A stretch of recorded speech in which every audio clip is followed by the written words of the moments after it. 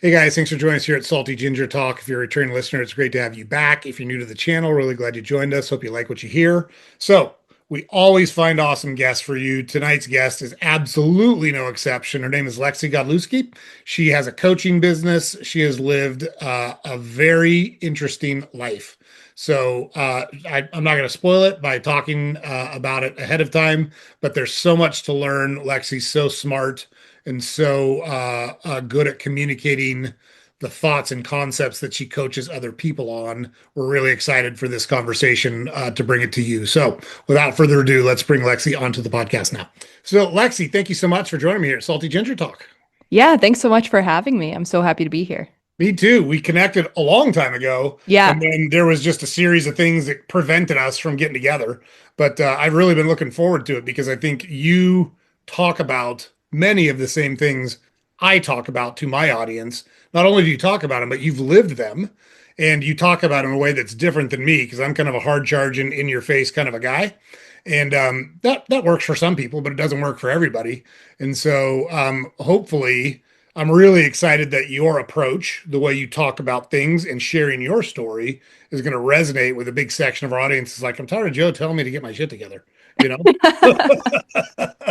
The way we do it here, we want people to live a life of meaning and purpose, which is what you talk about a lot.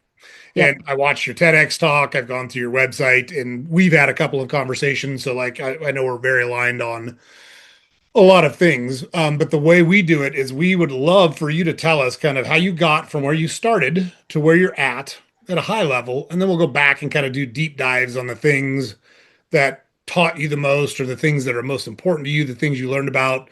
We definitely want to talk about your coaching business. We want to talk about your speaking and all of the things that you do to try to help other people kind of take a hold of their life like you did. So I talk a lot right now and then I don't talk much more. So with that, let me turn the floor over to you. And I would love if you tell us about yourself. Awesome. Yeah, let's dive right into the start. Um my whole journey really begins back in 2017, and back then and then even before that, I really feel like all my life I followed the path that I thought I was quote unquote supposed to take. And I went to school and I did all the extracurriculars and I got good grades and just always climbed the mountain to then later graduate, get the full-time job. And that was kind of the picture and the roadmap that I thought was laid out for me. And so back when I was going to college, my senior year, I actually started coaching my friends and consulting startups on their marketing from the college dining hall. So, in between my Love it. classes and internship and all my jobs I had, I started this little like passion driven side hustle. And that really lit something in me where I was like, whoa, I love doing this. I love the coaching world. I love helping people improve their marketing and thinking with that strategic mindset and everything. And so I kind of got my feet wet in college. And then when I graduated, I again followed this path that I thought I was supposed to take. And I got a big girl marketing job that through the whole year that I worked that job, I was doing really well in it. So at just 22, 23 years old, I was getting pay raises, I was getting promoted, I was hiring team members to work on my team with me, and I was really on the outside thriving in this. I'd graduated college, I got this good job, all these things were starting to fall into place. I was kind of climbing this ladder, and so on the outside, I really like made it. Like this is what I worked so hard for throughout school. And this was the path that I continually was paving. And yet on the inside, I was living an entirely different story. I hated going to work every day. I hated what I was doing. I really began to question, like, is this just adulthood now? Again, I was only 23 years old. So I'm like, now for the next however many years, do I just wake up, go to a job I hate, clock in, clock out, come home, eat dinner, watch TV, rinse, repeat? Like, is that really just adulthood now? And that was a big question that was on my mind. And so throughout all of this, I felt like I was kind of living a double life in the sense of on the outside, I'd show up to work and I'd smile and I'd do what I need to do. And yet on the inside, I was just miserable. I really like hated my life. I really hated getting out of bed every day. Like I dreaded that moment that my alarm clock went off and I had to like start the day all over again. And so that really started to turn into daily anxiety attacks when I'd show up at work and I'd open my computer and see my emails, anxiety attack each morning. And then that eventually turned into depression and just this like deep, dark place that I was not fond of. And just, I felt lost and I felt confused. And I felt like I worked so hard throughout school just to get to this moment that was like, for what, you know? And so I had this moment when I was working that job where, one day I woke up and I said to myself, like, I had this gut feeling that like something was going to change that day. And I don't know if it was just the day that I was so fed up, I was going to put in my 2 weeks or something, but I just woke up with this like gut instinct that something's going to happen today. And when I showed up at work, I was in charge of all the promotions and marketing and that kind of thing. And so I was getting into my day and working on a promotion we had going on and everything. And then one of my coworkers on our marketing team didn't show up to work in the morning. And there was a variety of meetings that were going on with different teams and that kind of thing. So we figured she was probably in one of those. And so the morning turned into noon time, which then started to turn into the afternoon. And we all naturally started to get concerned and worried of where she was. Yeah. And so the girl that ran our social media department was very good at her job. And she somehow managed to find my coworker's boyfriend's phone number through like Facebook searches or something. And she found it and she called him. And I will never forget the look on her face of she called him and she was like, "Hey, we were wondering where X, Y, and Z was, if she's okay." And then we discovered that the night before she had unexpectedly taken her own life. Oh no. And this was someone that I worked hand in hand with every single day. This is a situation where I also consider myself to be very emotionally intelligent, and I had no idea how she was feeling on the inside or what she must have been going through. And that moment really shook my life up and really made me start to question like, there's got to be more to life than this. Like, what am I doing with my life? How do I want to start living my life? And how many other people are also out there silently living a different life than they're showing on the outside? And so after that happened, our whole team got rattled and just started trying to figure out how do we keep the business moving forward? How do we put the pieces back to the puzzle together? How do we ourselves like process this and go through this? And so from that moment on, I had a really hard time sitting in marketing meetings and just talking about, are we giving away this month a coffee maker or a smoothie blender? Like, I had a really hard time sitting in there with that question in the back of my mind, wondering like how many other people are also out there not living the life they really want and feeling anxious or depressed or going through their own battles internally that they're not talking about. And so that was really the moment that I decided that I was going to transform my own life and I was going to start listening to that deeper voice that was in me that wanted to go back to those roots of what I started doing in my college dining hall of coaching people and doing more marketing consulting and marketing strategy and that kind of thing. And I always knew all my life there was a voice in me that wanted to start my own business and kind of go off on my own and do my own thing. But I never thought it would come at such a young age. But I also figured at that point, I'm young, I'm not married, I don't have a mortgage payment. Like, let's take this risk now and see what happens and, make mistakes and pick myself up for them and kind of fall forward. And so from that moment, I decided to, 2 months after that happened, leave that job, start my own business, and really start to listen to that deeper inner voice in me that wanted to do all these dreams that I had for myself when I was growing up. So I decided to start my own business and get into coaching and marketing consulting. And then the more that I went down that route and started to do it and started to listen to that voice in myself and ask myself, what is it that I really want outside of what I think I should be doing or what society tells me to be doing? What is it that I really want? And when I first asked myself that question, the answers that came out of me were, I want to own my own business and I want to help people and I want to make an impact and I want to live by the beach and I want to go on adventures and I want to have a podcast and like do all these things. And so slowly but surely, the more that I started to listen to that voice and let it have more airtime, the more and more those things started to just come to fruition, and I started to make them happen.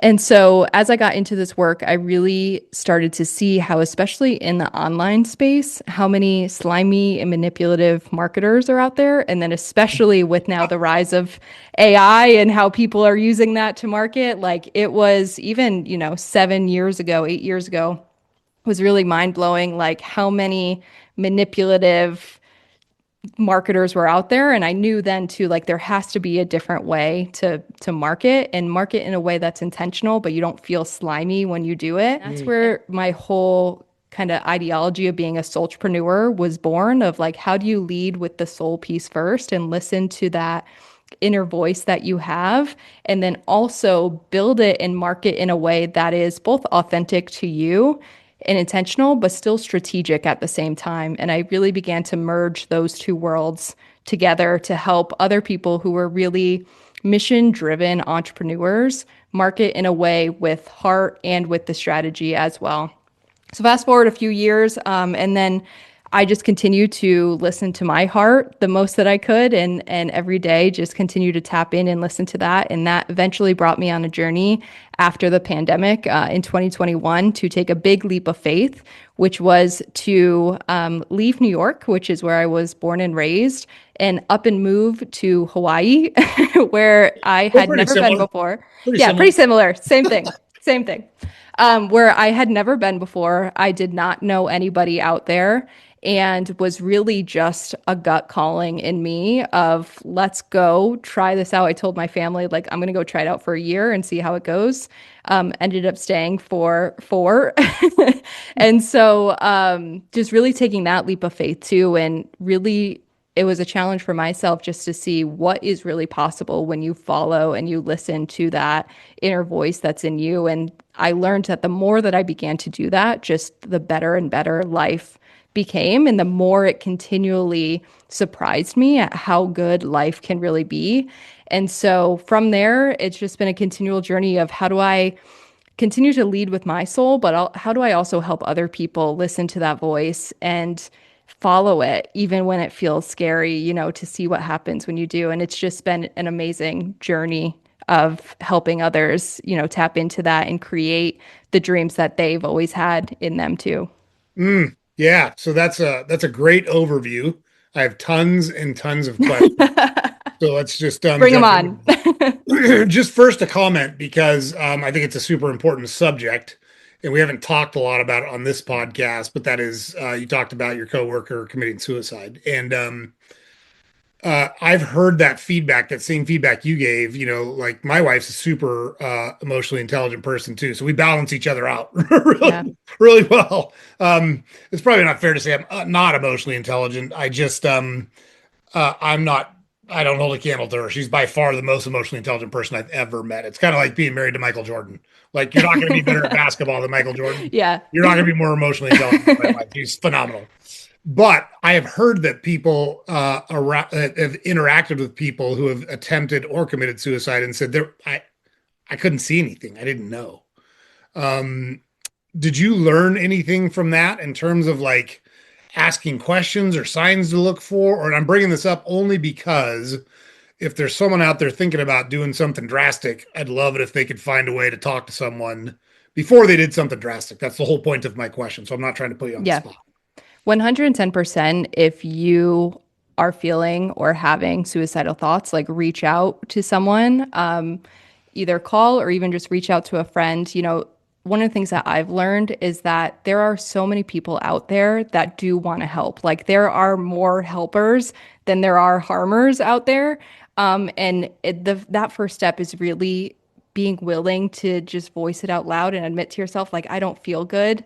And let's talk about it. And that's one of the things that even I felt when I felt depressed in my job was I was nervous to tell that to other people, especially the people around me who seemed happy in their job and who seemed like they wanted to be there. Like I felt like something was wrong with me, Right. of like, why can't I just show up and work a normal job like these other people?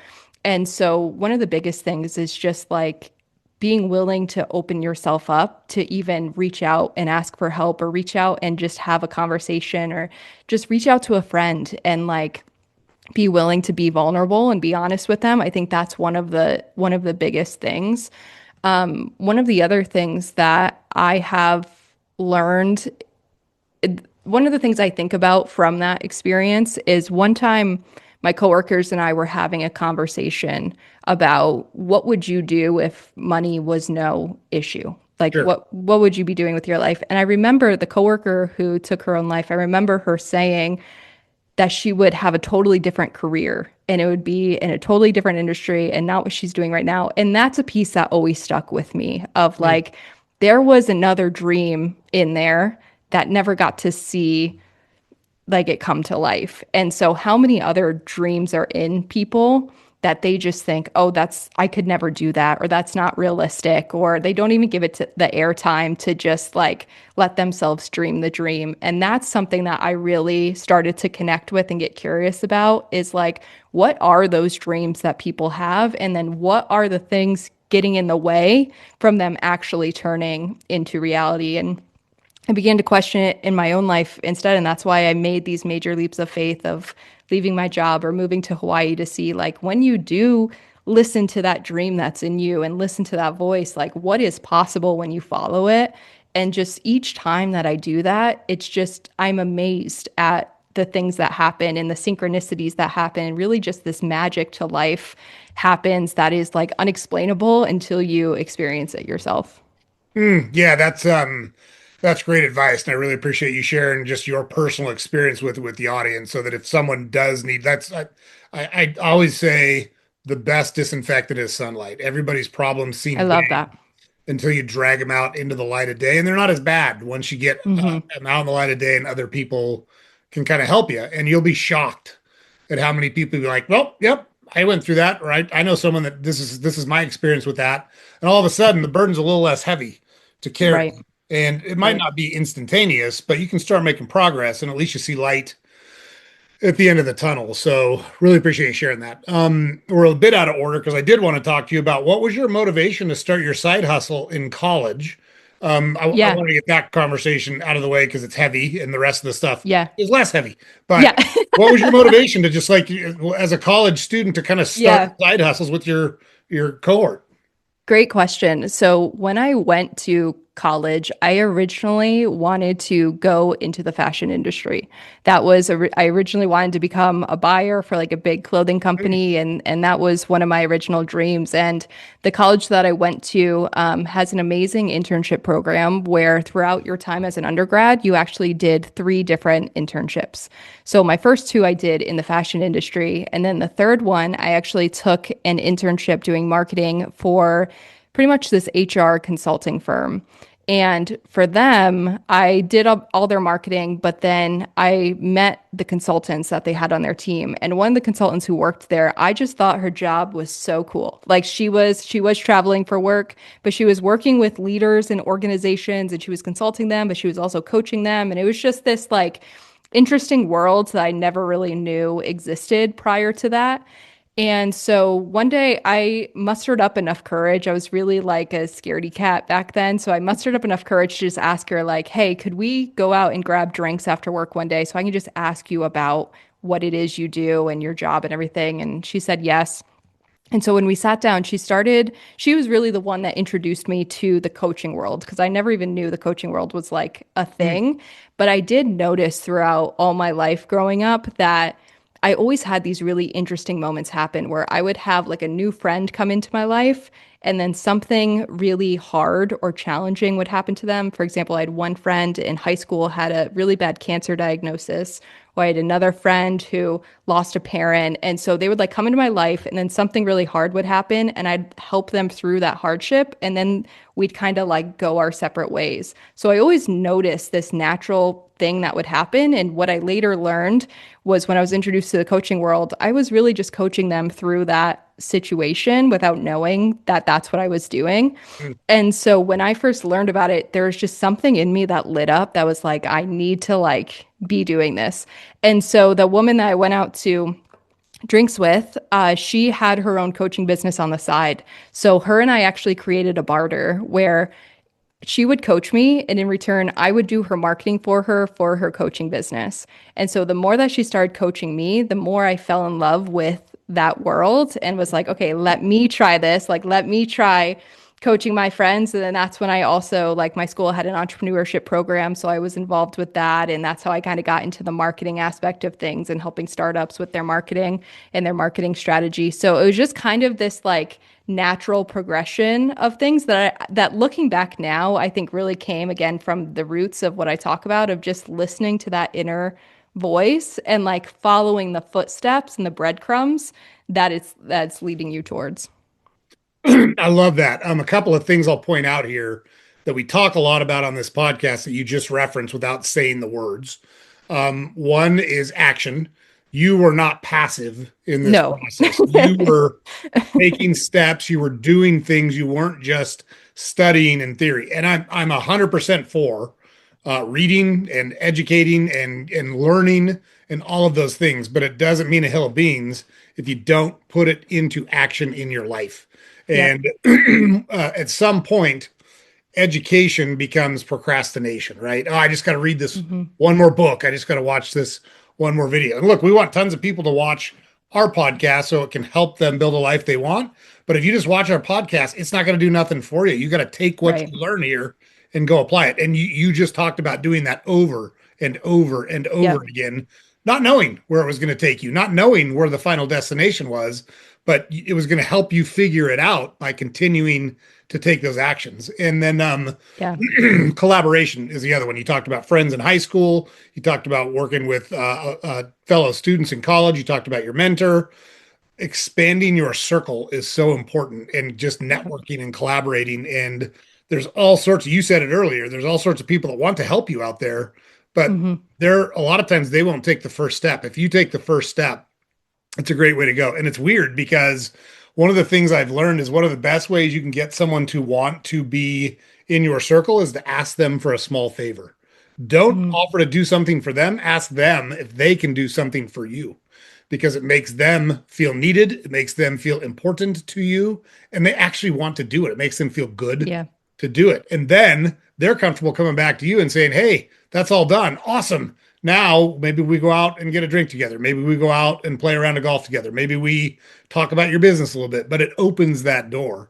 And so, action and collaboration, I just want to point that out to Yeah. the audience. Lexi just talked about over and over and over again. She's doing these things and putting herself in a great position. So, Yeah.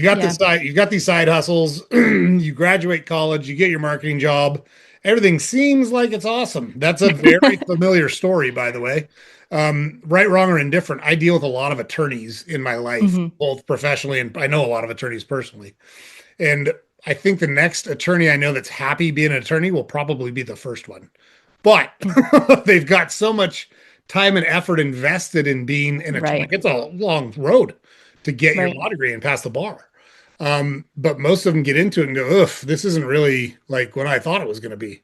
And so you find yourself in that position. And you talked about some of the impacts that it had on you in terms of anxiety and depression and things like that.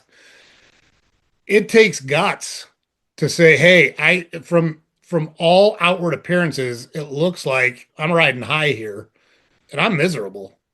It takes guts to be willing to lean in and make a change. Talk a little bit about how you worked through that mentally to get yourself to that point. Because my bet is it wasn't, obviously you talked about your coworker and that unfortunate incident, but you still have to at some point make the leap and tell your parents and tell your friends and tell your coworkers, hey, this isn't for me. I'm gonna go do something else. That's hard. How'd you Yeah. work through that mentally?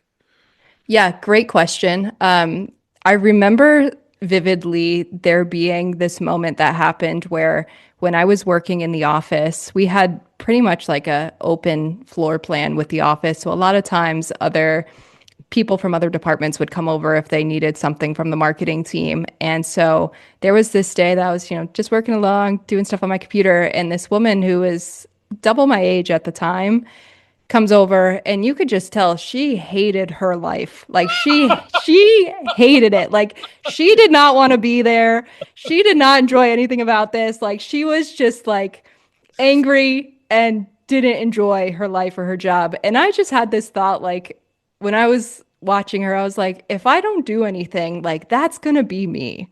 That's what I'm gonna turn into. And that was one of the moments where I started to just hear what back then was just a whisper of there's got to be more to life than this. And Mm, that's really what it started out as is a whisper that told me more had to be possible than just this job and just this role that I was in. And I want to bring up the topic that you mentioned of action because I do think that this is really important. And I think that a lot of people in the personal growth space talk about how you have to take massive action, or even just in the entrepreneur space, how you have to like hustle and grind and go, go, go. And while I agree with that, I only agree with it to an extent because when I look back and look at my journey, I really do feel like it was just a continual one step at a time thing. Like a lot of times, the action that your gut or your instincts are telling you to take are something as small as like send the email, yep. to the podcast host, or to go if you've been dreaming of learning guitar, just like go look up where you can take guitar lessons, or just call that friend that you've been thinking of. Like a lot of times when I think back to those really pivotal moments in my life, they started with just one little question or one little decision of there has to be more to life than this, or what is it that I really want, or what if I just send that email, or what if I just look up apartments in Hawaii. Like it always started as just this one little action step versus you have to go 0 to 100 overnight. And I think that is the thing that's really helped me is like listen first to what my instincts are telling me, and then how do I just take one little step towards that, like towards that dream or towards that action. And one thing that I really want to make clear to the listeners is in my journey, I've taken these very like drastic 0 to 100 steps of just quitting the job or up and moving to Hawaii. And when you start listening to your gut, like you don't have to make these drastic life changes. You can if that's what you're feeling called towards, but like I said, if you're inspired to play guitar, just go look up where you can start taking lessons. Or if you're inspired to travel more, just start looking up where you can take a day trip somewhere near you. Like it can start as something small and you don't have to totally, completely change your life overnight to start to nurture that dream and start to bring it to life. Great. Yeah, great advice. I couldn't agree with you more. There will be times in your life where there is kind of a quantum leap moment where Hmm. you make decisions that are very different than what you were like for me. I went through college on a baseball scholarship, and from the time I was 3 till I met my wife, I was going to be a professional baseball player. Like that's literally when Yeah, you did career day in school, professional baseball player. And I never cared about the money. I didn't even know that they made a lot of money. I didn't care that they were famous. I loved competing. That's what I love to do. And so I worked and I worked and I wound up getting a scholarship and going and playing baseball. And so to your point, it was the thousands, if not millions, of little actions I took to put myself in that position that led me down that path. There were a couple of moments where, like, I pitched in an all-star game and I got home that night and I had calls from a bunch of scouts in colleges. That was a quantum leap. Like, hey, all this work I've been right. finally paid off. I was a nobody until then. And then I got 13 messages on my answer machine. It was pretty cool. But I wouldn't have been there if I hadn't taken all the small actions like you just talked about. But then I met my wife, and I was between my sophomore and junior year. So I went back for my junior year, and we lived long distance Hmm. apart for a year, and we hated it. Hmm. We knew it's funny because we were supposed to be like a summer fling. Like I had just come out of Yeah. a long term relationship. She just graduated. I'm 2 years older than her. She just graduated from high school. And so I met her and we were like, I told her, look, I just got out of a long distance relationship. I'm not looking to do that again. And I'm leaving in 3 months. I play baseball somewhere else. And that's how it works. And she's like, yeah, I don't know who you think you are, but like, I just met you. Like, we can have some fun this summer and see. And then a month in, we're like, well, son of a bitch, this is it. Yeah. We just both knew. We just both knew. So we were apart for a year. We didn't want to do it again. And so she moved down with me for my June. I guess was it my junior year, my senior year, my senior year would have been. And I wound up quitting. And everybody's like, "You were so close. You were talking to people about signing, and like you'd worked your whole life for it. Do you ever regret it?" I'm like, "Dude, I won the lottery. We've been married for 32 years. We raised 3 kids That's cool. together.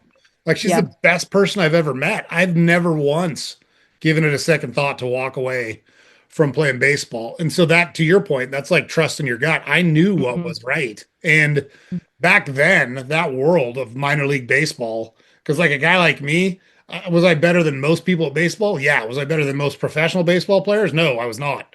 I would have been very average. And so you didn't get much money. Like I would have made $950 a month during the season. So you're living like four guys to an apartment. They give you $25 a day meal money when you travel. So you're eating like Taco Bell and crappy food, Right. all you can afford. And that was not a great environment by which to live our relationship. And I just said, screw it, I'll just go get a job. And I knew I just wanted to be with my wife. I knew that was the most important thing. So I totally agree with you that there's times where it might not make logical sense, the Hmm. decisions that you make. Like it was so crazy when we got married. We got married in a Catholic church, and the Catholic Hmm. priest told us to use birth control. He's like, you guys are awful young. I don't think we need to complicate this with a kid. So like, you should use birth control. And then 3 months in, she got pregnant. So it's kind of funny the way everything plays Yeah. out. But yeah, I couldn't agree with you more. It's the little actions that usually get you where you want, but there will be those quantum leaps. And if you feel like Yeah. it's important to do that, then you should do it. There's very few things in life that are fatal, and you can come back from stuff and you learn a bunch of lessons and you Right. apply those Right. lessons going forward. So at the point you made the leap from the W-2 job, let's call it, to Yeah. your own business, talk a little about what that process was ramping up. I would bet it wasn't linear where you just hung your shingle out and you had thousands of people knocking at your door, right? No, I wish though. Totally, I do too.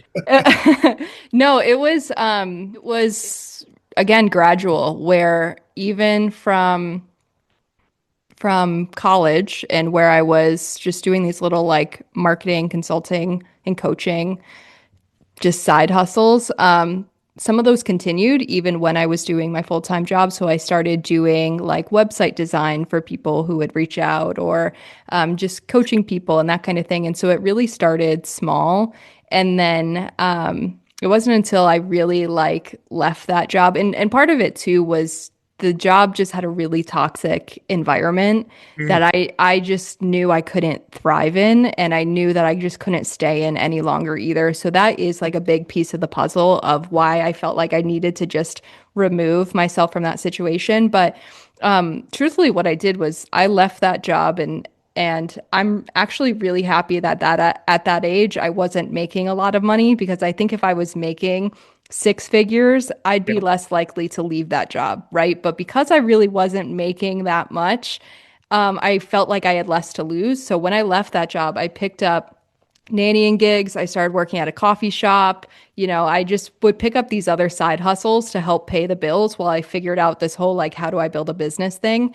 And sure. that really helped as well, where I think that piece of things, like when I left that full time job and picked up side hustles of like the 5 a.m. shift at the coffee shop, people thought I was crazy. Like people were like, you just graduated college with honors, you have this degree, you had this job, you were getting promoted. Like, what are you doing going and working at a coffee shop? But at night, when I'd put my head on the pillow, I was so much happier grinding it Totally. out at the coffee shop, building something I'm passionate about, helping people, like using my skills. And that to me was just so much more rewarding than showing up to a job I hated, but had the consistent paycheck each week. So just to come back to your question, it really was gradual, one thing at a time. And I picked up those other side hustles to help pay the bills in the meantime while I got the business built up. I love that. Kudos to you because so many people get to a point in life where they think they're above something. And it's something I've taught my sons from an early age. I told them if you solve other people's problems, you can make really good money. It doesn't matter what the problems are. I'm like, there's garbage men that are billionaires. Like the guy that Right. founded Waste Management, he's a billionaire. Right. And The guy then, that found what's funny is that when I worked at the coffee shop, one of the things I really enjoyed about it is that the coffee shop had like a bar, like when you would go out for drinks, but it was just coffee and tea and that kind of thing. which was fun because you'd get your regulars and they'd sit at the bar and drink coffee and you just like make conversation with them, which was really fun because then I ended up getting a bunch of marketing clients from just having conversations at the coffee shop and who would come through there and like do their work there and that kind of thing. So that side hustle also I feel like naturally led to then the growth of the business because I would just make these connections. And one of them is still my client today, That's which awesome. just, yeah, which just goes to show the power of that. So I am happy that I went and worked those side hustles because it's something that actually helped me build the thing I actually wanted. Yeah, I love that. And connecting with people on a real level. Like I think Hmm. it's so important. And that's one of the things we coach on this channel a lot is authenticity. Just be who you are. Like Right. who you are is good. And if someone doesn't like it, that's okay. No, not everyone has to like you, and that's okay if they don't like you. It's been my experience that people that are genuine usually attract a lot of people love genuine people, even if they disagree with them Yeah. on things, because at least you know you're getting the real deal from Yeah. those people. And I'm sure that had a lot to do with your connections with people you were working with. They could tell that you were pursuing something that was important. You were doing something that mattered to you. Yeah. And that shines through when you do it, you know? And I think they could just tell too, now that I'm thinking back on that, as an entrepreneur, I naturally have this drive and this hustle in me, and I want to put out good work, and I care about that. And so I think that would also shine through at the coffee shop where some of the other 20 somethings that I worked with were just like, I don't care to be here, and like whatever, and I'll get the coffee out in my own time and that kind of thing, where I had this like hustle and this drive and this New York like let's move kind of energy, which I think people really resonated with because then they would ask me questions of like, oh, what's your name, and like, what do you do, you only work at the coffee shop? And then I do my little pitch of like, no, I'm actually building my business, blah blah blah.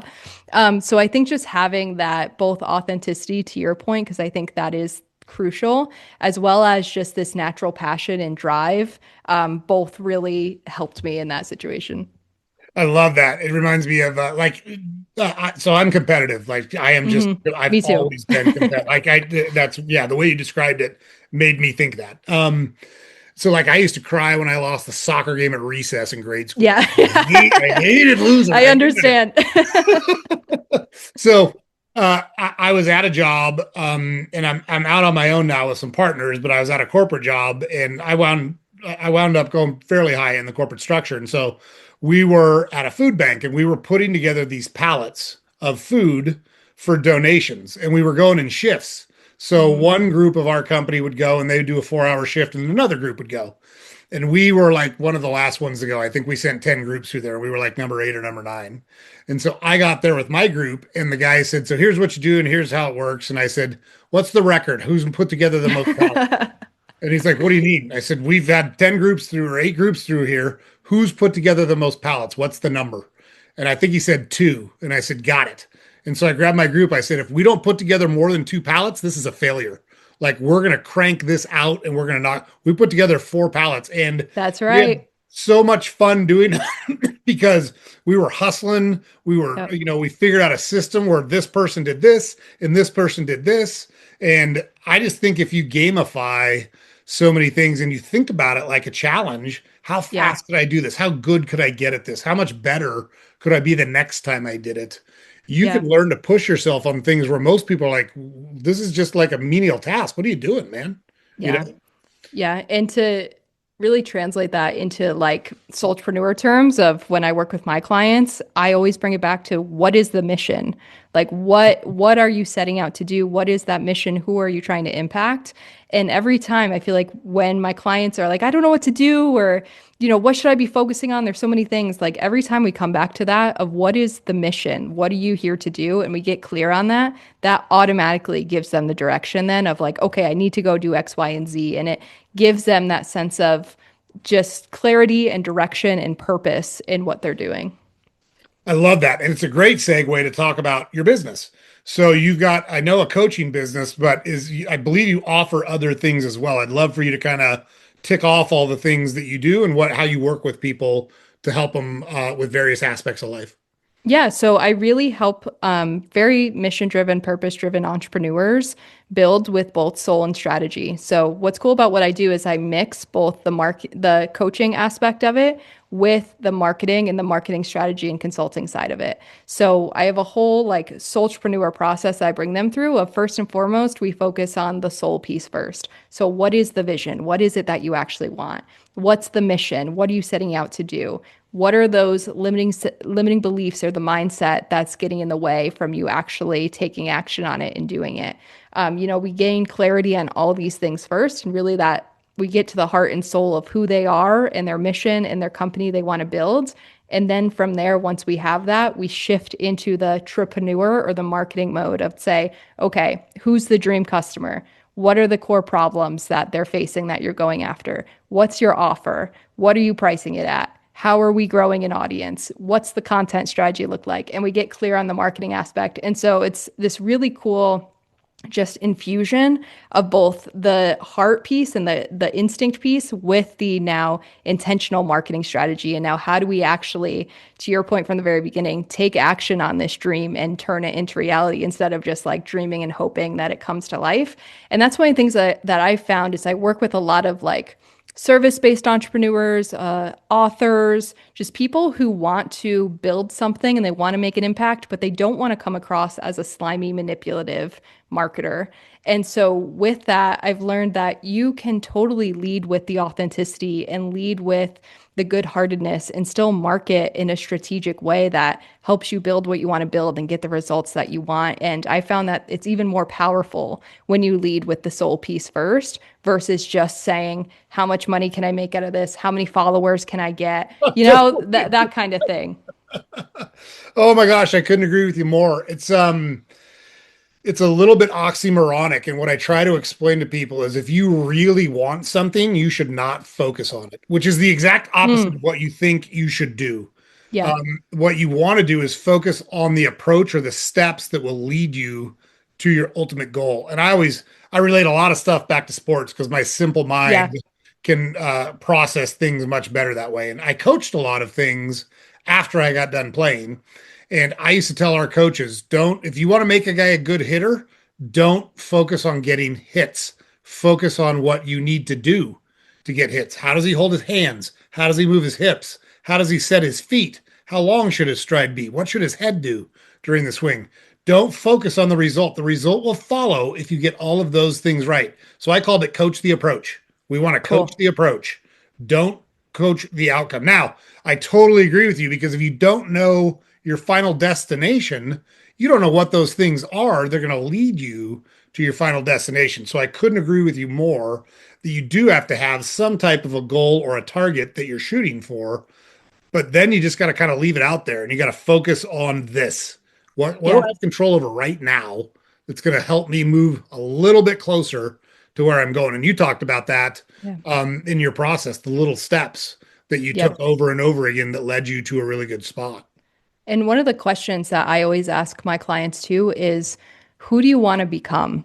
Like Mm, when you think about that version of you that you want to be, who are they? How do they speak? How do they show up? What are habits they have every day? Are they going to the gym and running on the treadmill every day? If so, start doing that. Like yeah. who is that version that you want to be and who do you want to become? Now, how do you just like first energetically step in and like do the things and show up as that version of you?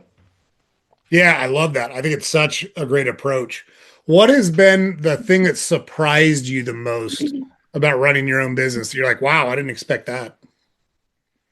Um, I think that's a great question. So many things because You can do I more I than one. mean You don't have to pick one. I grew up with a dad who still to this day has his own business. I went to school for business and marketing and was in the entrepreneurship program and like was always well aware of getting into the entrepreneur world, and yet still nothing prepared me to get into this world as much as just doing it. Like there are so many things that it taught me, and that whole first year of business I feel like was my personal growth boot camp because I didn't have someone paving the path for me. Like I didn't have someone who was guiding me saying, okay, focus on this, now do this, now do that. I was really like throwing spaghetti at the wall and reading books and trying to figure out how the heck do you like take a dream and make it real. I really had no idea.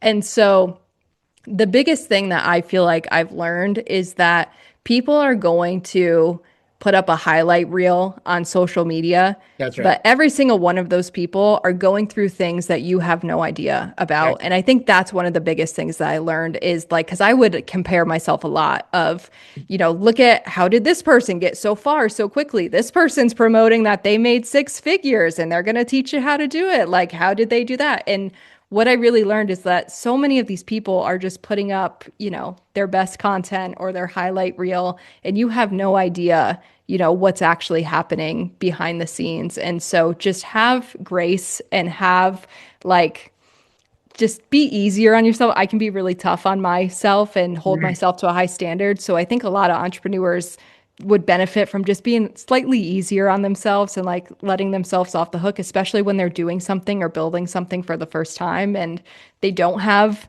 a clear roadmap of how they're going to get there, or there's no one holding their hand, to help them get there. Like this is hard to pave your own path. It's hard to do things that no one else in your family has done or whatever it is. Like it was hard to move from New York to Hawaii where I didn't know anyone. I didn't have community there, like I was learning a whole new culture on top of it for the first time. And so just being easier on yourself, don't compare yourself to what you see online because everyone's just putting up their highlight reel, and just stay focused on what's that voice inside you telling you and how you just keep taking one step at a time to get towards where you want to be.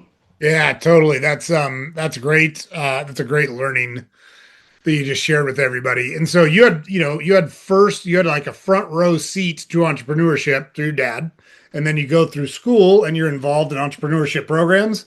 There's nothing that trains you for when you get out on the battlefield and the bullets actually start Yeah. flying, right? Yeah. Yeah. That's for sure. Yeah.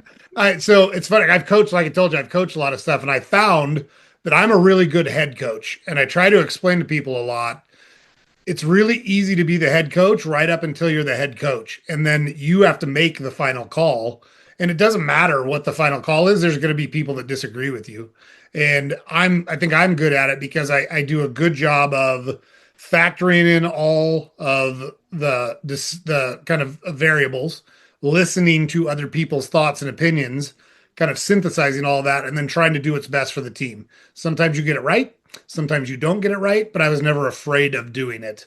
Yeah. And I think it's very similar to kind of the world, entrepreneurship, or even if you're just in a business setting and you're a leader in a business setting, there's going to be a point where you have to make a decision, and the best thing you can do is gather as much information as possible, make the best decision that you can with the information you have available at that point, and then go like hell to try to make it work, but be willing to admit, hey, we might have gone wrong here, and do a Hmm. reassessment and say we might need to Hmm. change course, or we might need to tweak a couple of things. But I love what you said about forgiving ourselves, because we're so willing to give other people second chances, but we're not Yeah. ever willing to give ourselves a second chance. Isn't Yeah. it wild how that works?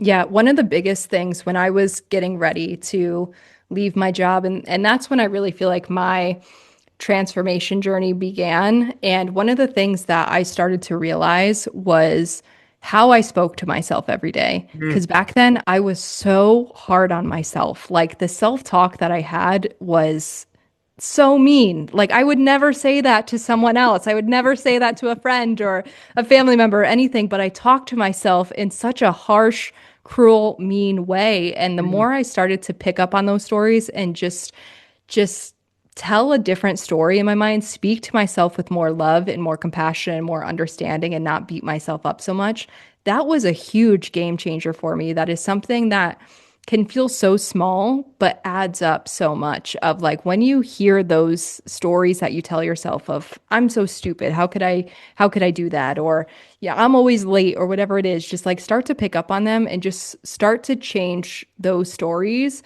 because they do make a difference. And if the way that you talk to yourself, you wouldn't talk to a friend or a loved one that way, then like come on, speak to yourself with like some more compassion, more love, because it does make a huge difference and really transformed my life, just that inner dialogue. totally. I so I played at a men's league when I was in my 30s. a Hmm. baseball league. And I was one of the pitchers, and there was me and this other guy pitched most of the time. And I liked him. He's a good guy. But he was pitching one time and he had a full count. So 3-2 on a batter. That means the next Hmm. pitch, he's either going to walk him or strike him out or whatever. Hmm. And so one of our players said, "Don't walk him," right before he pitched. And he came back to the dugout and he said, "Hey, don't say don't walk him right before I throw a pitch." And the rest of my teams kind of started giving him shit. And I jumped in and said, "No, no, Keith's 100% right. Why not say strike this guy out or let's get him right here?" That's a positive connotation. Right. I want positive thoughts in Keith's head before he throws the next pitch, not Right. don't walk him, because then he's going to tighten up, he's going to steer it, and he's got a higher chance of a bad outcome than if we give him positive thoughts. So Yep. yeah, I'm 100% with Keith. You have to have confidence, even knowing, hey, if this doesn't work, I'm not. It's not the end of me. Like, I'm going to make it if this doesn't work. Yeah. I want it to work. I have confidence that I can get this done. But if it doesn't, oh well, you know?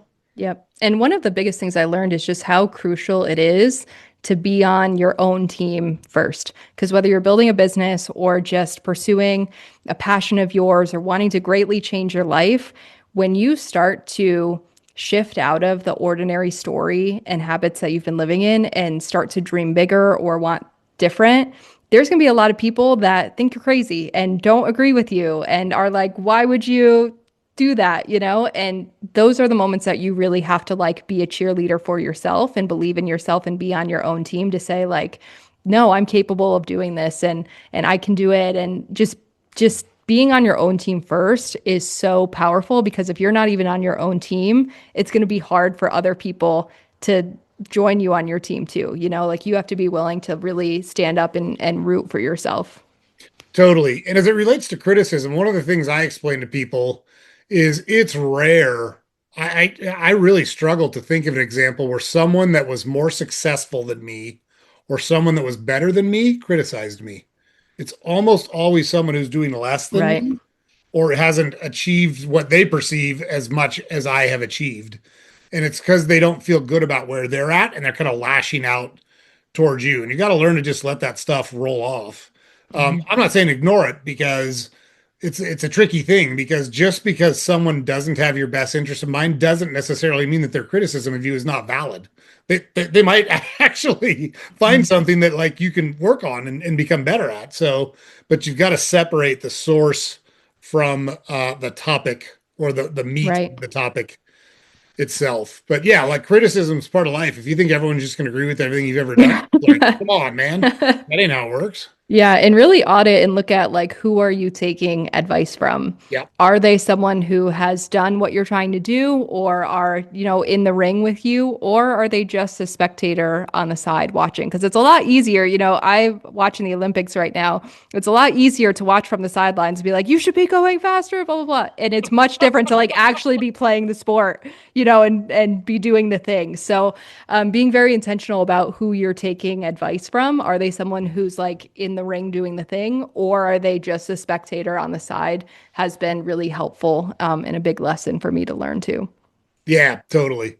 So you've got your own podcast as well. Let's talk about your podcast. Yeah, so my podcast is called Building My Empire, A Journey of Transformation. And it really started as just a way for me to document this journey as I went about building a business and transforming my life. And so I really try to be real and authentic and honest with listeners of just what I'm going through, what I'm learning, challenges I'm facing, you know, things that I learned from doing X, Y, and Z. And so I really try to just take them on this journey with me as I go about listening to my heart and trying to live life to the fullest and building a business along the way. What have you learned from doing your podcast? I've learned how many amazing stories are out there. I feel like a storyteller in my blood. I love telling stories, especially from a marketing aspect too. Like stories are so important and so ingrained in us. Like we're wired for storytelling as humans. And so it's just amazing to hear people's stories of what they've been through and how they got from A to Z and like the challenges they went through. Like people are filled with so much wisdom and knowledge and just so many amazing stories that's the cool thing I've learned where even sometimes I'll meet a stranger in like the market, and then they'll start talking to me or something, and even then I like start to hear their story, and it's like just incredible. So just the things that other people have been through, the information, the knowledge, and the wisdom they have to share is really incredible and so cool. Like I love having people on from all different backgrounds and experiences just to hear about their journey and their stories. Yeah, that's very cool. How many episodes have you released? I've released, I don't even know what number I'm on, but definitely over 200, Yeah, I I was gonna say believe. you've been at it a while is my point. Yeah. Yeah. Yeah. Yeah, So that's very cool. 'Cause- it's been cool. It's been cool too to also like this my whole podcast journey, like I mentioned, was really a way for me to just document this experience. And that's the core thing I wanted it to be is like, how do I just let it be something that people can come and learn something and get value out of? And so I really haven't marketed it that much, other than just posting my episodes and I'll share, a new episode on Instagram and that kind of thing. And it's been amazing to see people from so many different countries around the world have somehow found it and listened to it. And that's been the coolest thing to me is like we have listeners from every single state in the US and then countries around the world and like how'd you find this? Like that's amazing, that there's people around the world that have never met me in person in real life but get to listen to these stories and get to listen to my guests and hopefully take something away from that and learn something from that. Like that is so cool to me. Yeah, it's so awesome. We've had guests on from Australia, obviously all over the North America, Canada, the United States, England, Denmark, Russia, um, Romania. That Yeah, is so so cool. and similarly, like we started from nothing and we just passed 20,000 subscribers. So Awesome. I attribute it though to like the genuineness. Like we just have people on and have a conversation. There's nothing to it. Yeah. We don't, I can't stand the two people talking over each other or trying to make Yep. people look bad or doing all that clickbait bullshit. I have zero tolerance for that stuff. And I think that resonates with people. I think there's already enough of that Yeah. stuff out there that if you want that, you can get your fill of it. What we're doing, similar to you, is trying Hmm. to get people to just take control of your life, man. You can live the life Right. you want. You just have to do it. Right. And it's easy to say, hard to do, but it's so worth it. Like the way I explain it to people is you're going to pay a tax no matter what. You don't get away from taxes. That Hmm. you can either pay the tax now. Let's just use health and fitness as an example. The Hmm. tax now is to eat right and go to the gym. So you maintain a healthy physique and your cardiovascular system and your respiratory system and all your other systems work the way they're supposed to. Or you can pay the tax later. And that looks like eating whatever you want, sitting and watching Netflix, not doing any exercise. The toll's coming. Right. Toll's Right. coming. You're not getting away without paying a tax, you know? Yep. It's been my experience that it's almost always better to pay the tax now, regardless of what other aspect it is in your life, like difficult conversations, like shying away Yeah. from difficult conversations. Now, for me personally, I don't find conversations difficult. I have always been comfortable in situations that a lot of people are uncomfortable in. But I think it's because I just tell the truth. Like if the Hmm. people always say, "What should I say?" I'm like, "Let's just start with the truth. How's that? Let's start there. Right. See what happens Right. from there." And that's what I love about the podcast is that it's people are so willing to be open and honest and share their lessons. And the lessons, unfortunately, almost always come from things that didn't go the way you thought they were going to go. Right. Right. Right. It's rare you learn the lessons from your awesome successes. It's Right. almost always the things that didn't go the way you wanted them to. But yeah, we love that. So you also did a TED talk at Endicott College. How did that come about? I did. So Endicott is where I went to school, where I got my degree from. And it's always been, since I started my business, it's always been a little thing on my vision board of that I'd love to give a TEDx talk. And so there was actually at the time she was a sophomore at the school who she was really into TED Talks and she wanted to try to find one locally that she could go to and she couldn't find one north of Boston. So she went to Endicott and said, "What are the chances that we can host our own TEDx talk. And she essentially, I have a whole podcast interview with her. Her name's Alexandra. And she essentially led the whole process for the school of getting the licensing and applying and having the whole event and everything like that, which is a really inspiring story in of itself, that it was just a sophomore, wanting to experience TEDx talks live in person.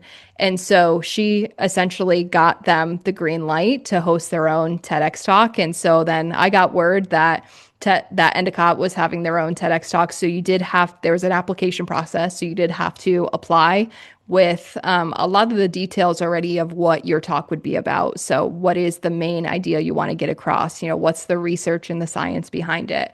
Are you an expert in this? Like, what gives you that credibility? And so you had to fill out a whole application.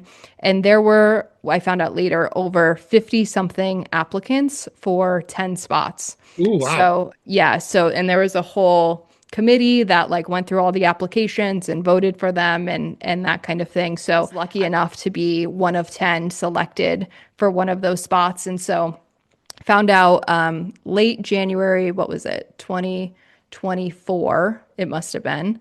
And then I had 10 weeks. At this point, I was in Hawaii. Endicott is North Shore, Massachusetts. So I had 10 weeks to figure out how to write a TEDx talk, write the TEDx talk, refine it, practice it, memorize it, memorize it, memorize it, memorize it, fly across the country, and then present it. So those 10 weeks were some of the most stressful 10 weeks of my life. I'm not going to lie. Because TEDx has a very like clear roadmap they want you to follow when you give a TEDx talk. So it's easy for me to go get up and talk for an hour on a podcast or on a stage or that kind of thing. Where this, I think it was 11 minutes, and I still went over that to get your idea across. So you really had to, when you were mapping out the TEDx talk, have your like main idea that you were trying to get across. And then all of your content had to lean into that main idea. If it didn't, it was getting cut because you did not have enough time to talk about all the things you wanted to talk about. Mm, And that really helped me too, just as a speaker and as a marketer in general, learn how to say, here's my main idea that I'm trying to share. Here's all the things that like back it up and like keep something very succinct versus just like going in and freeballing it and talking. So those 10 weeks were quite a journey. I was very stressed out. For anyone who encountered me in those 10 weeks, it was a very stressful time. But I even did a practice run in Hawaii for all my friends in Hawaii, so that they could experience it. And then I could also trial doing it because there were no flashcards, there was no teleprompter. Like my whole TEDx talk was me just having it memorized. And so it gave me a chance in Hawaii to memorize it and to practice that before going to Massachusetts. And then, 10 weeks after I found out, it was TEDx Day and presented it on stage. And it was really like a dream come true being able to do that. And then also being able to just have it live on YouTube now and continue to impact people even after I gave it has been really amazing. But the coolest part about it has just been hearing other people's stories of when they led with their heart, because my whole TEDx talk is about the power of leading with your heart to mm. live life to the fullest. And the coolest part was when other people would listen to the TEDx talk and then reach out to me and say, like, yeah, I listened to my heart in this situation, and moved here or changed this job or did this. And it was the greatest thing that ever happened or whatever. Just like hearing other people's stories of what happened when they led with their heart has been my favorite part of giving that TEDx talk. Man, it sounds like a great experience. Not without its challenges, Yeah. but a great experience overall. Is that right? Yeah, definitely a great experience. And just like I said, a dream come true to be able to give my own TEDx talk and to be able to continue to share that with others to this day. Yeah, what a cool thing. So you've talked a couple of times about picking up stakes and moving to Hawaii. Let's talk a little bit about that experience because that one takes some guts. And two, would love to hear kind of how you went about establishing a life for yourself 8,000 miles away from where you're from, or however many, it may be less than eight, but it's a lot, and not knowing anybody. How'd you go about it when you got there? What'd you do? Yeah. So I'm going to start with the origin story of how Yeah, that yeah. really came about, which is like I'd mentioned previously, I'm born and raised in upstate New York. So I'm used to New York winters, I'm used to small town community, that kind of thing. And so during the pandemic, I was at home like everyone else, building my business at the time. I think I was 26. Yeah, I was 26 during the pandemic. And so I was just working at my computer every day, not really seeing many people other than my parents. And again, had that question come up of like, what else is there? Like, there's got to Mhm. be more to life than this. Like, I'm living my dream of building my business, but I'm not like fully living life? And so, towards the end of the pandemic, Hawaii actually created a program that incentivized remote workers and entrepreneurs to come out to the islands because tourism took such a pause. Yeah. And I had three different friends from three totally separate friend groups send me the article about this program. And I was like, okay, that's enough of a sign for me to just apply and see what happens. And it's always been my dream to like live somewhere warm and by the ocean. Like that's always been my dream lifestyle. And so I went and applied that program. Essentially, it's called Movers to Shakas, and they had, what did they? I think they had 50 spots. That's what it was. And essentially, they would pay for your airfare. They would just ask that you came for at least a month and helped with a lot of their local nonprofits and that kind of thing to give back and help them and give back to the land and that kind of thing. And so I applied and I did the whole application process. Turns out there were, I think it was 90,000 applicants for Oh my 50 gosh, for 50 spots. spots? 50 spots, yes. So Wow. there was a lot of people. And I heard back that I did not get into the core program of one of those 50 spots, but they did create a whole subcategory of people that they thought might still come out to the islands. And they have a whole like Hawaii Slack channel with local entrepreneurs and movers and shakers and that kind of thing, and still gave me some like co working discounts and that kind of thing. And so that still was enough of a sign for me to be like, okay, let me go and try this out. And so when I actually started to tell people that I was going to do this, that was really challenging because people are like, you're crazy. Like, You why say, would you move? hang on, you just quit your steady job to start a business and now you're moving to Hawaii. People are like, Lexi's lost it. We got to commit her. No, 100%. 100%. People are like, why are you moving 5,000 miles away from home where you have never been? You do not know anyone. Like, one of the most expensive places in the US. Like, why would you do that? And I just knew I had like a gut calling in me that was like, I gotta go. Like, I gotta go there. I gotta just experience it. I gotta experience what is really possible in life. Like, I feel like I'm not living my life fully. And that was really the driver behind it. Like, again, I knew, okay, it's expensive. I picked up a shift at a smoothie shop to just help make sure the bills were getting paid. And I sold my car here in New York. I found housing online. I literally found this one girl had posted online that she was looking for roommates in Hawaii. She Hmm. put together a group of five of us. There were five girls from the internet who all said, we are moving to Hawaii, and we signed a lease together. I understand how crazy this sounds like saying it out loud, but I moved into a beach shack with four other strangers from the internet, and it was one of the best times of my life. I'm not going to lie. And so buying that like one way ticket, I signed my lease, put my security deposit down, and bought my one way all on the same day. I believe it was 2 weeks before I actually up and left to go out there. So yeah, people thought I was crazy. Like I said, I told my family, I was like, let me go try it out for a year. My parents, God bless them, are amazing. My dad, right off the bat, was like, you're an adventurer. Like, that's what you do. Time to go on another adventure. And my mom was like, we're going to come and visit. Like, we have an excuse to go out there. So they were so supportive in that journey. And I'm so thankful for that. And I just decided, like, let me go and try this thing. Worst case scenario, it doesn't work out. Like, thankfully, a lot of the leases in Hawaii are month to month because people come and go so much. Hmm. So there's that. I knew I could break my month to month lease, and I knew I could always come back to New York. I could always come back to the place that I'm familiar with. And so with those two things, I decided, let's just go try this out. And I got there. The first day that I got there, I sat on the rocks looking out to the horizon of the water. And I, not gonna lie, had like a mini panic attack of that's when it really hit me. I was like, what the hell did I just do? Like, I'm here. Like, this is not just a dream anymore. Like, I'm actually here and this is happening and I don't know anyone. Like, what did I do? What do I do? And so I like managed to calm myself down. And the first 6 months of me being in Hawaii were a combination of two things.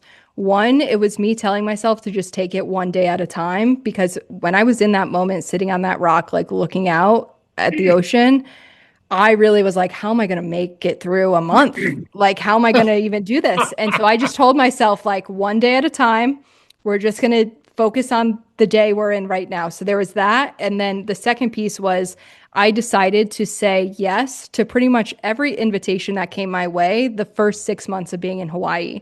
So my one roommate that I was living with was going to a meetup. So I decided to say yes and I went with her. And then when I went there was a group of people saying, hey, we're doing a beach cleanup and surfing on Saturday. Do you want to come? I said yes. Went there and I started just naturally making friends from saying yes to all these invitations. And the more that I did that, the more I said yes to the invitations to just life itself. And the more I just stayed in the moment, even when it was uncomfortable, it turned into one of the best experiences of my life. Like I fell in love with Hawaii and the culture and the people that I've met and just the lifestyle I was living, where, like I said, I've been in New York now for a while for a couple different reasons, but 1 year turned into 2 years, which turned into three, which turned into four because I just fell in love with it. And then, of course, once people saw like the lifestyle I was living of being able to go to the beach in February, and Yeah. like just my mental health of being able to take walks and be in nature and that kind of thing, like people then started being like, okay, I think, Lexi's really on to something here. And then they also found a love for Hawaii as well. So it was really just a combination of, again, listening to that inner voice and being willing to pursue it, even when it sounded crazy to other people, and staying in the moment, even when it feels uncomfortable. And the more that I did that, again, the more that life just showed me what was really possible and how good it could really get. I love that. And yeah, look, that takes guts. And I love your honesty about, hey, I first got there. I was like, yikes, what did I just Yeah. do? I had a similar experience. So when I left high school, I'm from Portland, Oregon originally. Yeah. And I wanted to, like I said, I want to play baseball. And so I was like, I got some scholarship offers from schools in Oregon, but back then Oregon wasn't really good. Oregon State has since developed a really good baseball program, but it was not good back before electricity when I was a kid. And so I was like, I got to go to California, Arizona, or Florida. That's where the good baseball is. California was closest. Hmm. So I wrote a bunch of letters to schools, and they said, yeah, come on down. We'll give you a tryout. And so picked up stakes, moved down there. And the way it worked in those days is they just took you if like I didn't know anybody. So they just threw you in an apartment with a bunch of other guys that didn't know anybody else that were all Yep. trying out for the team. Well, I got down there and my roommates didn't come for 2 weeks because they were all fairly local. They were driving an hour or two. It's a 15-hour drive from Portland to Los Yeah. Angeles. And I got there the first day and I'm in the apartment all by myself. And I was like, the fuck am I doing here? Like, Yeah. Yeah. Yep. this just got real. Yep. I know that feeling. Yeah. And then turns out there was like 200 guys that were trying out for 22 spots on the roster. And, then you're like, hey, I hope I'm good enough. I don't know. It was good where I came from, but these guys are all in warm weather states and the way they all talk, Right. you'd think they were the cat's meow. Turns out they weren't as good as they thought they were, but you got to try. Like I'm Yeah. with you. Like if you just put one foot in front of the other, you'll make progress, even if it doesn't turn out the way you expect it to turn out. And Yeah. yours has a great ending. Mine did too, but like even if it doesn't, so what? You've got the experience, Right. right? And I just knew, like, same with leaving the full-time job too. Like, I always knew I could go back to that. And I think that's one of the things that when people always tell me that I had a lot of courage or had a lot of guts to do these things, like in the back of my mind, I always knew that I could go back into the situation that I was in, like I can always go back to that. But especially like my 20s, I spent going super high risk with things. So leaving the job, moving to Hawaii, like I was high risk. Let's live life. Let's see what happens. And through that, like I am happy. Like now I look back and like have, perspective on things and maybe would have done a couple things differently. But I look back and I'm like really happy that I did that because my mindset then would be like, I'm never gonna be as young as I am Yeah. right now. And so like right now, let's try this thing and just see how it goes. Or let's try going back to Hawaii because I can always come back to New York. And like it was really just this mindset of let's go taste all the different things and just see what happens when I do that because I know I can always go back to the situation that I was in and that I was familiar with. Yeah, totally agree. It's not hard to get a W-2 job. It might not be exactly what you want, but if you ever need to do something to pay the bills, they're all out there. Like you can go get Right. one of those jobs pretty quickly. You also, we haven't talked about this yet, but you also love to travel and you've traveled all over the place. Talk a little about what it is about travel that appeals to you, and then share some of your exploits with us. Yeah, I love traveling, just like you said, and that really started back when I was in high school. But then I studied abroad when I was in college, and I studied in Florence, Italy, and I studied marketing and mindfulness. I had a meditation and mindfulness class I took in Italy, which just like totally changed my life. Like we meditated at least once every class, Mm. and that really opened me up to just the whole world of like self-awareness and mindfulness and really inspired me to say like how do I bring this back to the US and like how do I start to like live this but teach it, and it really inspired me to want to do things like workshops and how do I teach other people and get on stages and that kind of thing. But the thing that I love about traveling is I love the feeling of being able to like leave your familiar little bubble that you're comfortable and used to, and then land somewhere totally different where there's so many people who are just living their own lives and just have this whole other perspective to be immersed in a totally different culture and have these new ways of doing things or seeing things. In Italy especially like really taught me and my friends how to slow down because in this American culture and society we're so used to like hustle hustle hustle go go go do all the extracurriculars. You got a whole laundry list of homework to get done. And then when we got to Italy, the pace was so much slower that it was a shock to our system, where the Yeah. amount of the amount of homework that we would get for the whole semester in Italy was equivalent to 1 month in America. So like homework sense was so much slower, lifestyle so much slower. We started to spend 2 to 3 hours at dinner, versus the American way of like getting kind of shoved out the door because you're taking up too much time and they want to turn the table Turn the around. So table, yeah, for sure. it was just like a really big culture shift and adjustment. But that's one of the things I love is like seeing how other people live their lives and seeing what they prioritize. So, and one of the things that I have come to realize, and it's a reason why I think I love both Hawaii and Italy so much, is because they prioritize community and family and they prioritize the land and like the quality food you eat and that kind of thing. And they prioritize just like slowing down and living life and just like enjoying that. Like there's so many people in Hawaii that will I had friends who would like were avid surfers, not because they're trying to make money from it or because they were trying to become a professional,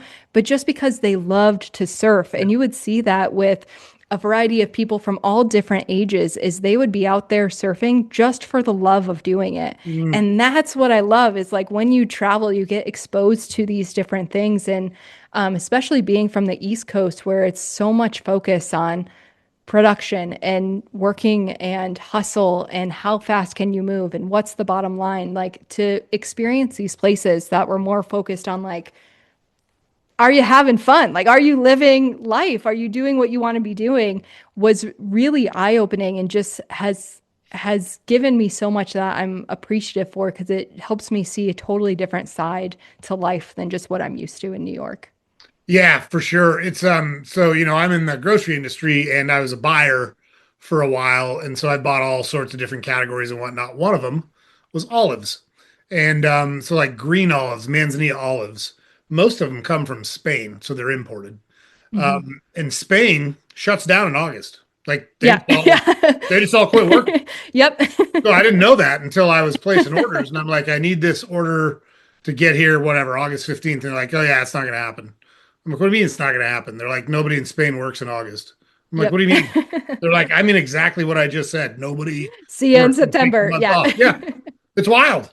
So, and like, it's not a value judgment. I'm not saying they're right or wrong. I'm just saying we would never in the United States take that approach. We just wouldn't do Right. it. Right. And people in Spain seem to be doing just fine, pretty happy. And, Yeah. they've all got a roof over their head and everybody eats and people get medical care and seems to still work. Yeah. But yeah, so I'm with you. I love seeing the difference in how people live. And I love to just go along with it. I don't want Me anyone to too. change Me too. anything for me. Like when my wife and I went to Mexico, I didn't expect anyone to speak English. Right. Like I just wanted to see how people in Mexico lived, and it was very cool Yeah. experience. We were lucky; we had to take a shuttle, and our shuttle driver he was bilingual. He spoke Spanish and English, and he took us to the town we were going to. He said, "There's a big tourist area in the middle." He said, "If you want like authentic stuff, I can tell you where to go." We're like, oh, "Yeah, we're not Yeah, that's the interested at all." best. Show me the hole in Yeah, the wall. we don't want the tourist stuff. We want the Yeah. real deal. And so he gave us all these places. And so every meal my wife and I ate was in authentic Mexican restaurants. And some of it Cool. was what you would think traditional Mexican food is, and some of it was not. Yep. But it was such a cool experience to just see how things worked there Yeah. versus what we're used to. That is the best. And also I always think back to those moments of when my friends and I studied abroad because I'm going to say back then, and that's going to make me feel really old, but it was 2015. All right. So it's 11 years ago. 11 years ago, yeah. And so ugh, back then when we would like the only time that we could use our phones because we didn't have international phone plans was when we were connected to Wi-Fi. So when we were in our apartments, Yeah. anytime we left our apartment, we could not use our phones, which was an incredibly eye-opening and amazing experience. Sometimes, yes, incredibly frustrating because we could not find the restaurant or the cafe or where we were trying to go. Yeah. But it taught us how to pick your head up from your phone, look around, observe, like be in the moment, be where you are. And it also taught us how to navigate and how to get around foreign cities Yep. without just relying on our phones. And it allowed us to, when we went out to eat, to sit and actually have conversation with each other versus Yep. just sitting on our phones and scrolling. And so there is so much that I learned from that experience and just traveling in general of like being in foreign cities where you don't speak the language and like having to navigate and having to find your way home when you get lost and all the different things. Like there is so much that we learned from that helped me build a business, to be honest with you, because it taught me that it gave me the confidence to be like, even if I don't know where I'm going, I know that I'm always going to like find my way back home in a sense. I'm always going to find my way. And it just traveling has taught me so much about how to navigate uncertain or challenging situations. And that's really helped me in my entrepreneur journey as well. I love that. Yeah. And so I'm Gen X. I'm 54. And so I grew up in that feral environment where it was like everyone fends for themselves. Yeah. You're in a car and everybody's smoking and the windows are up Yeah. and nobody's wearing seat belts and like it's there we all had it was called the Rand McNally Atlas. It was under your seat so that if you Yep. had to get somewhere, you had to look it up in the map and figure out how to get there because there was no Yep. Google Maps, all the other stuff. And we've lost a lot of that as that problem solving as a society. And I think that's one of the great things about entrepreneurship. And look, I'm not saying entrepreneurship is for everybody because, like you talked about, it's you, like it's all on you. Right. HR, yeah, that's you. Finance, Yeah. that's you. Marketing, that's you. Sales, Yep. that's you. Yep. So, but I am a person that would much rather have control of my own destiny than Mhm. rely on someone else to tell me what to do. I'm a beg for forgiveness versus ask for permission kind of a Same. person. And so Hmm. it fits me well, even with all the tough parts of it. But Hmm. yeah, at least that's the way I think about it. Yeah. I Um, can totally relate to that. I am the same way. Yeah. So how do people work with you? Like if people are interested in working with you, how do they do it?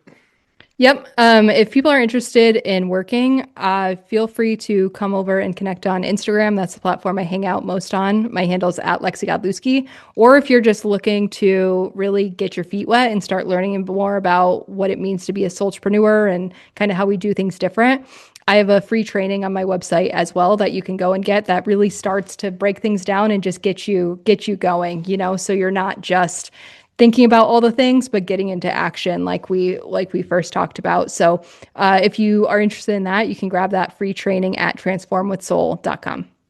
And we'll have both of those links down in the show notes. So you don't have to go very far. Just go down and click those links if you want to connect with Lexi or see what she's up to or follow her on Instagram or any of those things. All those are good things to do. Look, I shamelessly plug coaches because I believe in coaching. I don't do any coaching currently, but I always use Tom Brady as my example. So Tom Brady, Mm-hmm. widely regarded as the best quarterback that's ever played in the NFL. Whatever, he's top five, even if he's not the best one. That's not the point. Point is, at every point in his career, he had an offensive coordinator and he had a head coach Right. and he had a quarterbacks coach and he had all these people that were coaching him, helping him to get better. And Tom Brady welcomed all of that coaching and Right. listened to all of that coaching. So if you're going to tell me that you're better at your job than Tom Brady was at his, okay, more power to you. My bet is you're probably not. I know I'm not. And so, like, I take help when I can get it. And so, coaching is a personal relationship, and you got to find someone that fits you. And it's important Yep. you have a connection there for sure. But why not? Like, why would you not at least explore the options and explore the opportunities that were available to you? And we're fortunate on our channel. We attract a really high caliber person, and obviously you included. Mm-hmm. And so we feel very comfortable recommending just go check them out. Like there's no strings attached. Nobody's going to do the hard Right. sell. We don't have used car salesmen on the podcast. Right. Right? It's not how we operate. But yeah, I shamelessly plug all the coaching because I think there's so much value in it for people. Yeah. So one of the things I do at the end of our conversation is I feel like we covered a lot of territory. I ask a lot of questions. We have great conversations. All that's awesome. But I don't want to miss something for the audience because I wasn't smart enough to think of it, or I missed a subject that's really important to you or that you want to talk about. So I just open the floor up and say, what is it we've missed or we haven't talked about that's important to you while we're in front of the audience? The floor is yours. Awesome. Thank you for that. So many things, but I think it really comes down to, especially as we enter an age of AI, where people are going to artificial intelligence to ask questions, to do their marketing, to pump out content, whatever it is. Now we are entering an era where it is going to be more important than ever to be your authentic self and to go within for some of the answers versus just going outside of yourself. And so, one of the things that I've really been telling people is before they go to artificial intelligence to look for the answers, tune in to your own inner AI, your authentic intelligence, that deeper voice within you that we've all heard at some point. Start to practice tuning into that first and hearing what that inner AI, that inner authentic intelligence has to say first, because that is so much more powerful than what an artificial intelligence is going to try to tell you what to do or whatever. And not discrediting it, not saying it's not powerful, but I think that we're really entering this time where if you are connected to that deeper voice within you, it's going to serve you so well.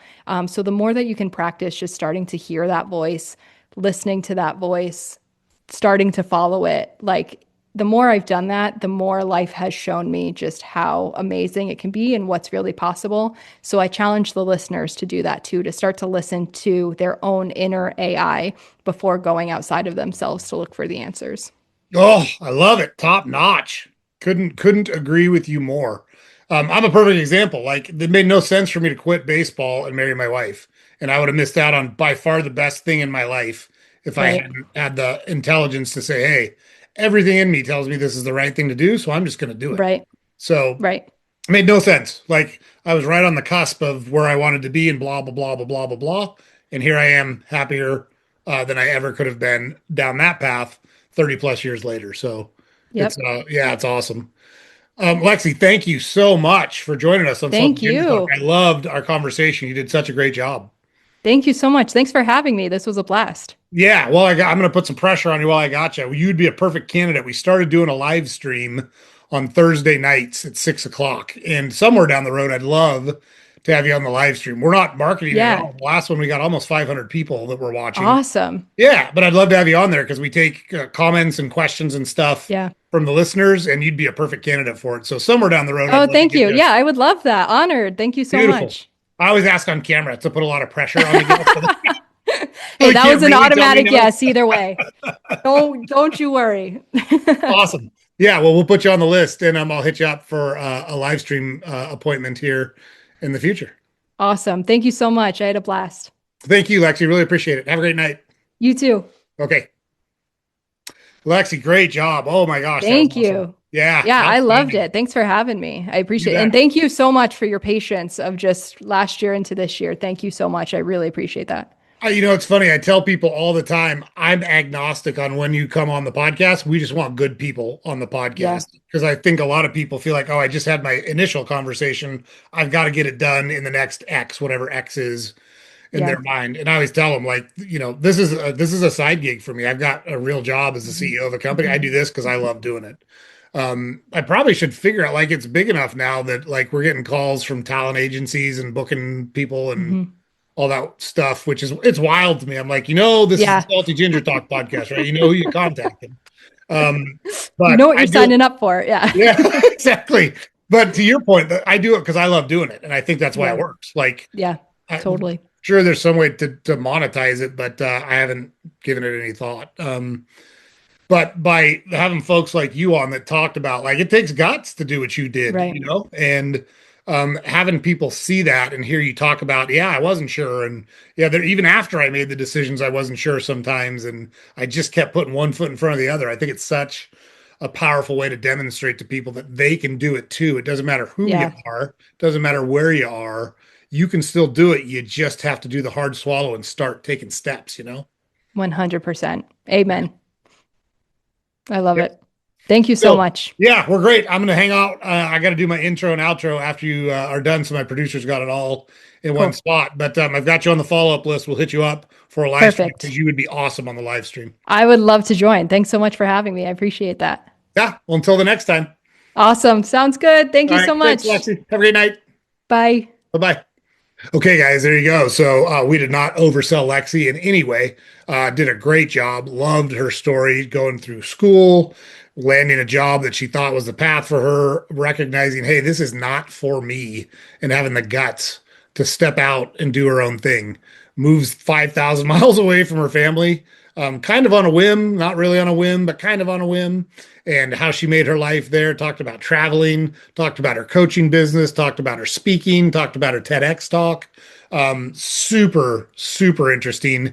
And she shared so many good things for the listeners to really employ and start in their life. So, like we talked about in our conversation with Lexi, this doesn't mean anything if you don't take action on it. So, take action. Look at what Lexi did. She took action, and look at the life that she's created for herself. The sky's the limit for her. And we're super, super happy we got her on the podcast. As you heard there at the end, we're going to get her back on the live stream so you can talk to her as well through our comments and our live stream process. So really appreciate Lexi coming on. Not the last time you'll see her on Salty Ginger Talk. James puts it up over here every day. Head over to our website, saltygingertalk.com.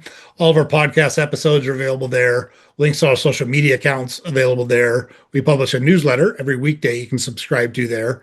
Make sure you like, share, comment, subscribe to our podcast, whatever platform you consume it on. It's super helpful for us if you're able to do that. We have awesome guests like Lexi and all of our other guests that share their stories to help you learn lessons that you can employ in your everyday life. We do episodes that also give you lessons and takeaways, real actionable items that you can use to improve your life. And then we do our live stream every Thursdays at 6 p.m. Eastern. So it's all great stuff. It's all going to help you get to where you want to be if you're willing to listen and willing to take action and incorporate what you learn into your life. So you don't want to miss any of it because it's really going to help you. Make sure you catch our next episode. We'll see you there.